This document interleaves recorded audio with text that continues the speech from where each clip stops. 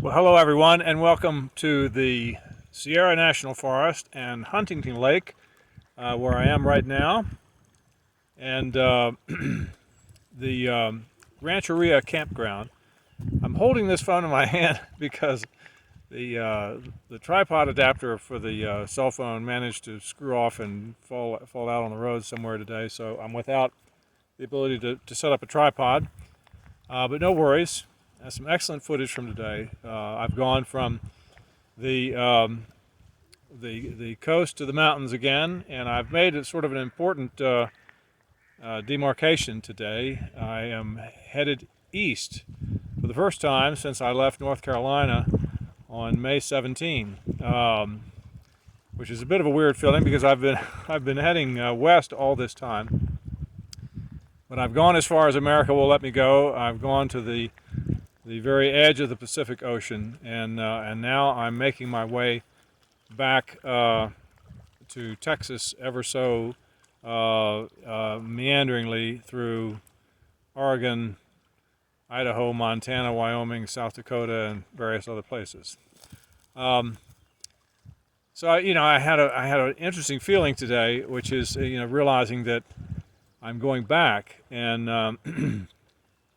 I had sort of the same feeling today that I had when I walked the Camino for the first time in 2015, which was that I got so used to that life of just getting up and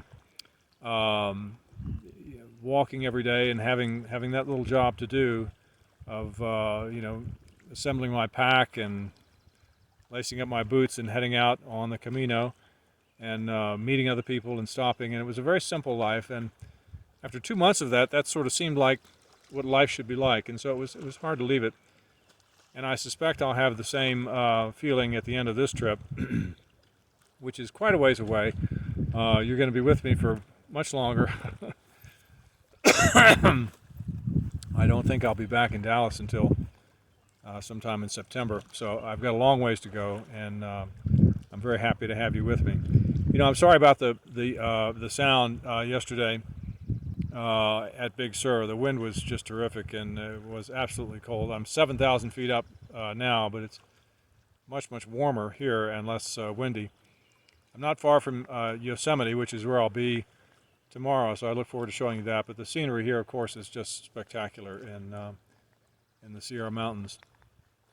But what I was trying to tell you yesterday was, I had somebody say to me, and some people said they couldn't hear it for the wind, so I'm just going to repeat this today. But some people had said to me, this bike that you're on really isn't a cruising motorcycle, and my gosh, you're off on a big trip on this bike, and it's not suited for purpose. And that reminded me of comments that I'd often heard about various boats that I've sailed, including the Nevermore. And what you may not have heard yesterday was that an AP reporter did a story on my Atlantic crossing in 2016 and contacted the manager of the shipyard in London to ask him about the boat, because I was singing the praises of Nevermore and what a wonderful design the British had done back in 1967 with the Camper Nicholson 32.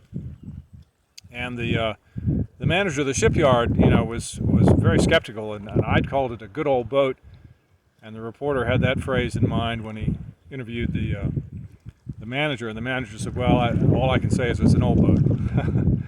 And so, that sort of set the stage for the Atlantic crossing, and I think a lot of people surprised that it went so well.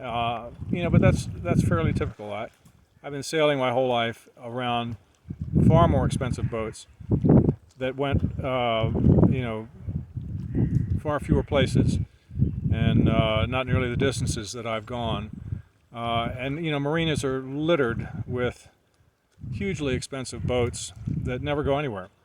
And in fact, when Jill and I arrived in the Caribbean, there were boats that were, just vastly more expensive than the Nevermore, who'd had no end of problems, and all their equipment, their water makers, their radar, their electronic autopilots were failing, and just enormous expense and delays waiting for parts and crew to come in. One guy actually had to have a crew helicoptered in mid-Atlantic because he was relying entirely on an electronic autopilot, which of course failed.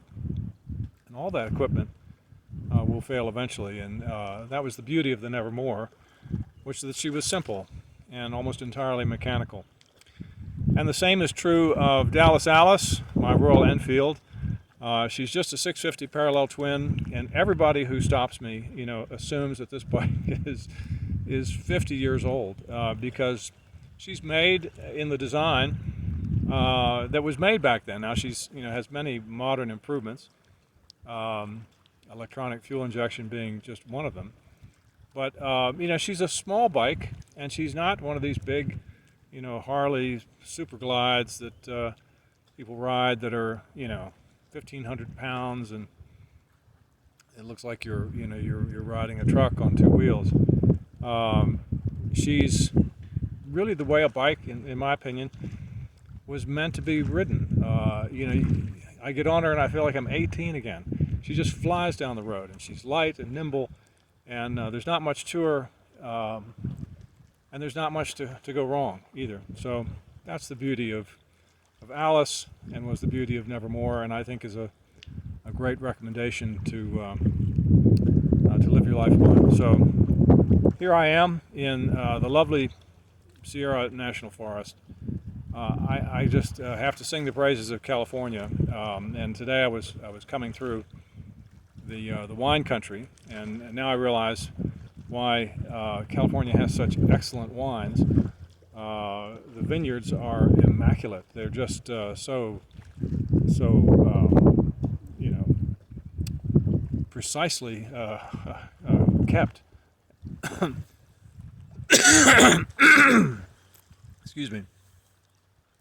And with such care and devotion to the craft of winemaking that I really wished I could have stopped. That's one of the downsides of riding a motorcycle, is that drinking and motorcycle riding just don't mix. So I was tempted to go in. There were wine tastings all throughout my route, and I didn't get to stop for one. So I'll have to come back when I'm in a car with a designated driver and sample all of this, because it's just gorgeous country. I mean, this, for years I've gone to grocery stores, and everything you see is from California: avocados, oranges, and I realized today what a tremendously fertile and rich state this is. It's just something else. So I hope you enjoy today's little tour of it, and I will see you tomorrow in Yosemite National Park, or as my friend Denise Hubble would pronounce it, Yosemite.